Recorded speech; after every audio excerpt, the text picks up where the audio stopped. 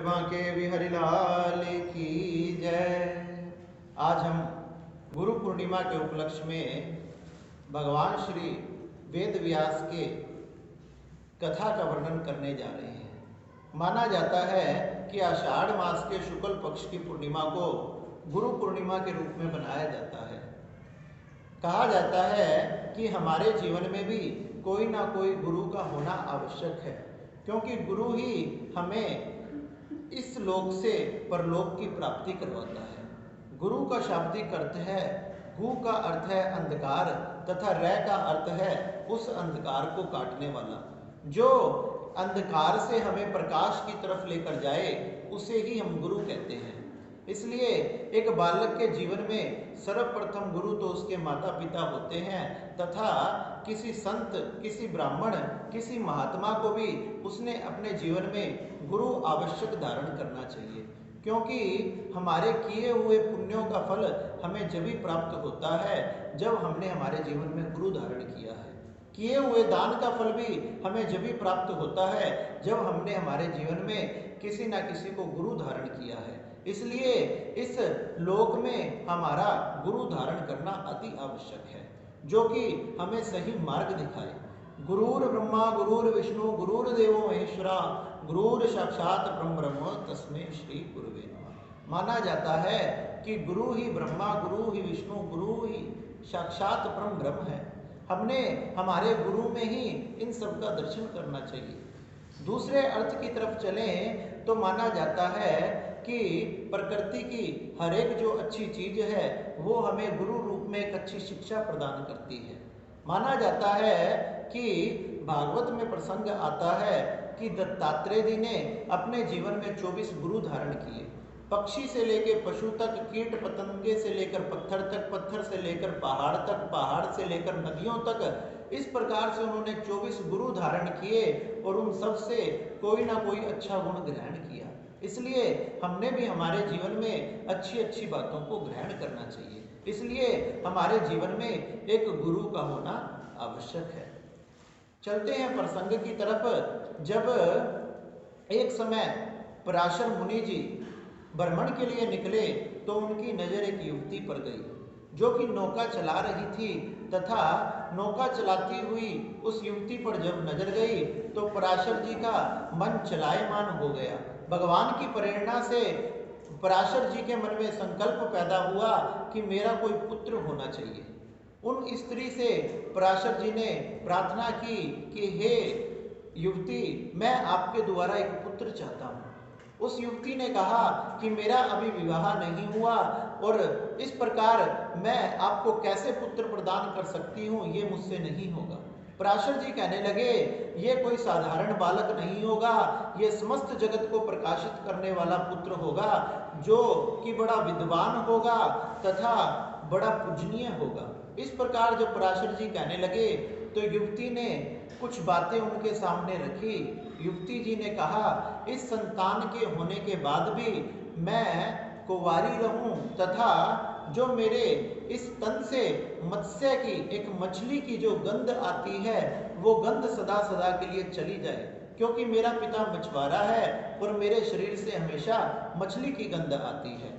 पराशर जी ने तथास्तु कहा। उनके तथास्तु कहते ही उनके युवती के शरीर से वो गंध चली गई तथा गंध सुगंध में बदल गई। जो उससे मत्स्या गंधा कहा जाता था अब सुगंधा कहा जाने लगा। इस प्रकार पराशर जी तथा उस युवती सत्यवती से पुत्र पैदा हुआ तथा पुत्र पैदा होते ही बड़ा हो गया और बड़ा होते ही देवपायन द्वीप में तपस्या के लिए चला गया।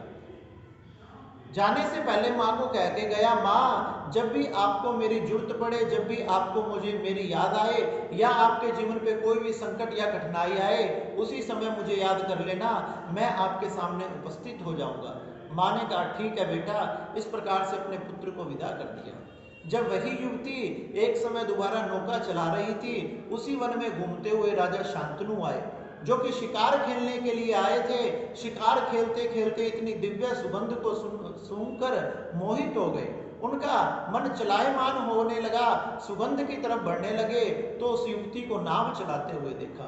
उससे विवाह का प्रस्ताव रखा तो उसने कहा कि विवाह आदि काम करना तो माता पिता का कार्य होता है, तुम जाकर मेरे माता पिता से आज्ञा लो।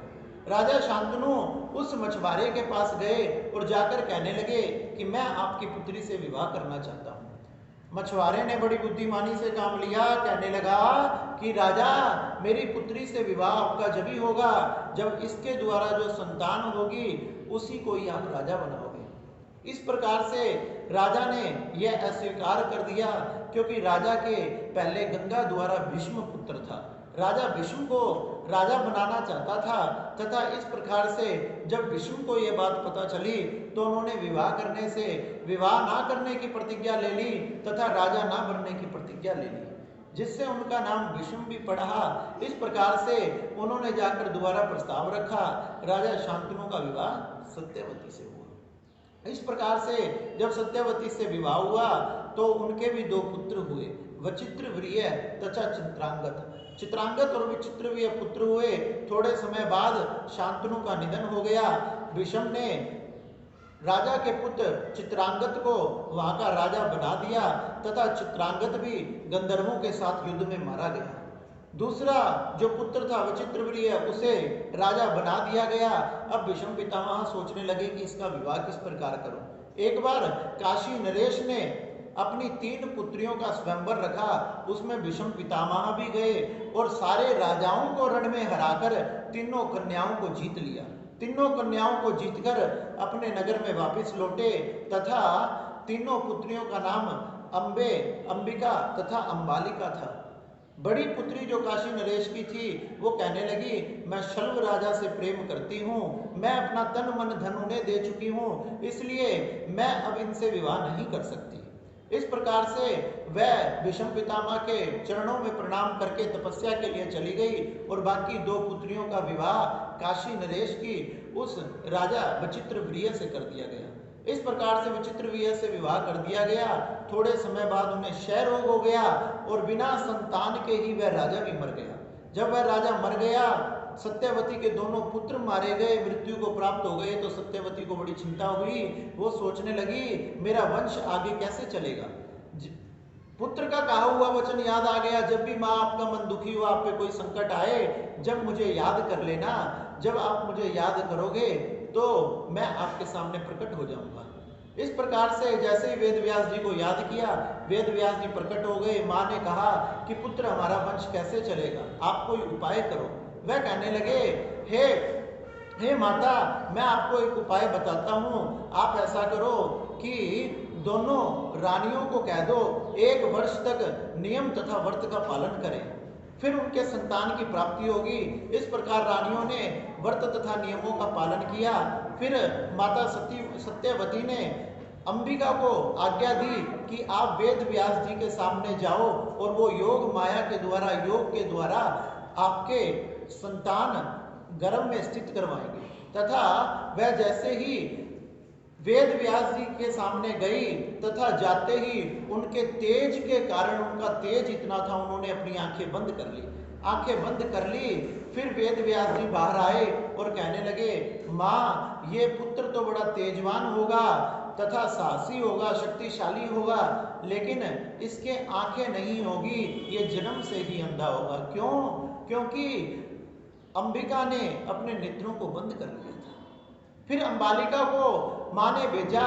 अंबालिका वेद व्यास जी का तेज देखकर पीली पड़ गई तथा वेद व्यास जी ने बाहर आकर कहा, ये पुत्र भी बड़ा तेजवान होगा, साहसी होगा, शक्तिशाली होगा, लेकिन इसके भी पंगु नाम का रोग होगा। माँ बड़ी ही दुखी हुई। माँ ने बड़ी रानी को फिर से कहा, तुम वेद व्यास जी के समीप पे जाओ। अब की बार रानी ने ना जाकर अपनी दासी को भेज दिया और जैसे ही दासी गई, वेद व्यास जी के दर्शन किए तथा वेद व्यास जी ने बाहर आके कहा, इनका जो पुत्र होगा बड़ा विद्वान होगा तथा शास्त्र पुराण आदि का में बड़ा महान होगा, वेदों को पढ़ने वाला होगा, बड़ा पंडित ज्ञानी होगा। इस प्रकार से समय आने पर तीनों के पुत्र पैदा हुए। जो बड़ी रानी के पुत्र हुआ वह धृतराष्ट्र हुआ, छोटी रानी के जो पुत्र हुआ वो पांडु हुआ तथा दासी के जो पुत्र हुआ वह विदुर हुआ। इस प्रकार से तीनों हुए। जब एक समय धृतराष्ट्र भी अपनी संतान को, वंश को आगे नहीं बढ़ा पा रहा था। उस समय भी सत्यवती ने वेद व्यास जी को याद किया था और वेद व्यास जी की कृपा से ही धृतराष्ट्र के 100 पुत्र हुए थे। इस प्रकार से वेद व्यास जी ने इस धरातल पर धर्म को आगे बढ़ाने के लिए, सृष्टि को आगे बढ़ाने के लिए बड़ा सहयोग किया। वेद व्यास जी जब एक बार अपने आश्रम में थे तो भगवान शंकर और पार्वती जो कैलाश पर्वत पर बैठे थे, माँ पार्वती ने जब पूछा कि हे भोलेनाथ, आप किस प्रकार से अमर हैं? नारद जी ने कहा कि आप तो अमर हैं और मेरे इतने जन्म हो चुके हैं। जब भगवान शंकर पार्वती को ये अमर कथा सुनाने लगे तो कहा कि आसपास देख कर आओ, कोई है तो नहीं। पार्वती ने मना कर दिया, लेकिन वहां एक शुक का बच्चा एक अंडे में बैठा था। जैसे ही माँ ने कथा प्रारंभ की, वो शुक का बच्चा अंडे को फोड़कर बाहर आ गया तथा कथा को सुनता रहा, हुंकार भरता रहा। माँ पार्वती को बीच में निद्रा आ गई, लेकिन उस शुक के बालक ने उस पूरी कथा को सुना। जब लास्ट में भोलेनाथ ने जय जयकारा लगवाया तो पार्वती ने कहा कि मैं कथा नहीं सुनी। तो भोलेनाथ ने कहा, किसने ये कथा सुनी? इस प्रकार से जब भोलेनाथ ने चारों तरफ नजर दौड़ाई तो वो शुक का बालक कथा को सुन रहा था। त्रिशूल लेकर भोलेनाथ पीछे भागने लगे और वो आगे आगे भागने लगा। इस प्रकार से वो भागता भागता वेद व्यास जी के आश्रम पे पहुंच गया और जहां वेद व्यास जी की पिंगला नाम की स्त्री मुंह खोलकर आकाश की तरफ खड़ी थी, उसने सूक्ष्म रूप बनाकर वो वेद व्यास जी की पत्नी के मुख से उनके गर्भ में जाकर स्थित हो गया तथा भगवान शंकर उन्हें मारने के लिए दौड़े। मारने के लिए वेद व्यास जी के आश्रम पर आए। वेद व्यास जी ने कारण पूछा। भगवान ने कहा कि मैं अमर कथा सुना रहा था, चोरी से उस कथा को सुना है, इसलिए वो पापी है। तो वेद व्यास जी ने कहा, जिसने अमर कथा सुन ली, हे भोलेनाथ, आप उसे कैसे मार सकते हो? इस प्रकार समझाकर भोलेनाथ को भेज दिया। लेकिन वो सुखदेव जी आज भी वो शुक का बालक माँ की गर्भ में स्थित है। उसे 1 महीने, 2 महीने, 3 महीने, 9 महीने, 2 वर्ष, 3 वर्ष, 4 वर्ष, 10 वर्ष, 12 वर्ष व्यतीत हो गए, लेकिन 12 वर्षों तक वो बालक बाहर नहीं आया। कहने लगा, वेद व्यास जी कहने लगे, हे बेटा, तेरी माँ को कष्ट हो रहा है, तुझे 12 वर्ष व्यतीत हो चुके हैं, तू गर्भ से बाहर आ जा। जब अंदर बैठे उस शुक के बालक ने कहा कि मैं बाहर जब ही आऊंगा जब ये संसार की माया मुझे नहीं सताएगी। अगर नारायण भगवान कह दे कि मुझे माया नहीं सताएगी तो मैं बाहर आ जाऊंगा। इस प्रकार से वेद व्यास जी भगवान नारायण की शरण में पहुंचे कि नारायण भगवान कृपा करो।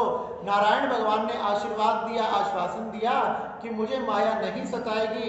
इस प्रकार से सुखदेव जी को जब वेद व्यास जी ने बताया कि तुझे माया नहीं सताएगी, तो सुखदेव जी अपनी माँ की गर्भ से प्रकट हो गए। इस प्रकार से वेद व्यास जी ने के पुत्र सुखदेव जी हुए तथा सुखदेव जी को अपने पुत्र को ही श्रीमद् भागवत का ज्ञान प्रदान किया।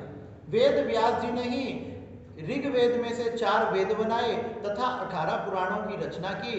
इसलिए ये आषाढ़ मास के शुक्ल पक्ष की पूर्णिमा गुरु पूर्णिमा के रूप में, वेद व्यास जी की पूर्णिमा के रूप में बनाई जाती है। इसलिए हमने अपने गुरु की पूजा करनी चाहिए तथा अपने गुरु के चरणों का ध्यान करना चाहिए तथा अपने गुरु के चरणों में ध्यान लगाकर उस परमात्मा का नाम लेना चाहिए तथा अपने गुरु की तन मन धन से सेवा करनी चाहिए। इस प्रकार गुरुदेव का नाम लेने से तथा गुरुदेव ने जो मंत्र दिया है उसको जपने से हमारे सब दुख नष्ट हो जाते हैं, सब पापों का शमन होता है और हमें अंततः भगवान विष्णु की प्राप्ति होती है।